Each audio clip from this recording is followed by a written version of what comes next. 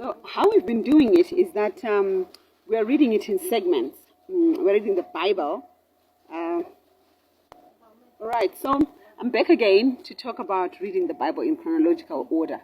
So this is how we've been doing it. We read 3 or so chapters, and then we interact as a group, and people raise issues of what they have come across and how they have seen things. And it's so amazing how no matter how many times you read the Bible, each time something comes up and it pops into your face, and you're like, what?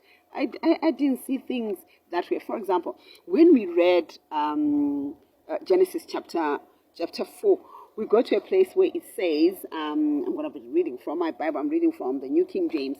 It says, and in the process of time, that's verse 3, in the process of time, it came to pass that Cain brought an offering of the fruit of the ground of the Lord.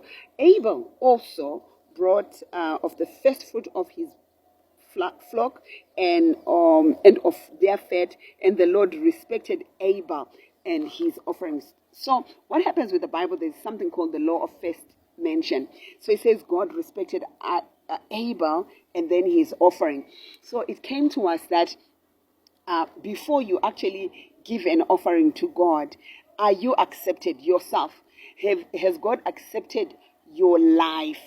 Are you living in such a way that you don't think that your offering is going to bribe God? You don't think that the things that we do externally, the fastings and the whatevers, are going to move God, but you know that he has accepted you.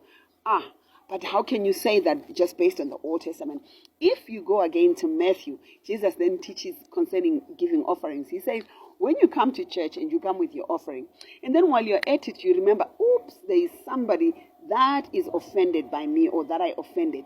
It says that leave your offering and then go to make peace with that person and then come and give your offering. I think the Bible knew that you don't come back.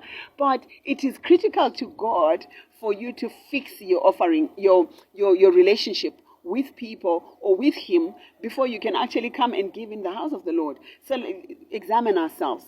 Are you accepted by God, or you think that God is just going to accept your money and all the things that you bring to God? So those things, such things like those, just pop up and you begin to think and say, wow, God accepted Abel and his offering. And then it goes back on and it says, but verse 5, but he did not respect Cain and his offering. There was something about Cain that God just didn't quite like. And it was in the heart. It was that thing that caused him to be jealous of his brother and then end up killing him. So where are you before God accepts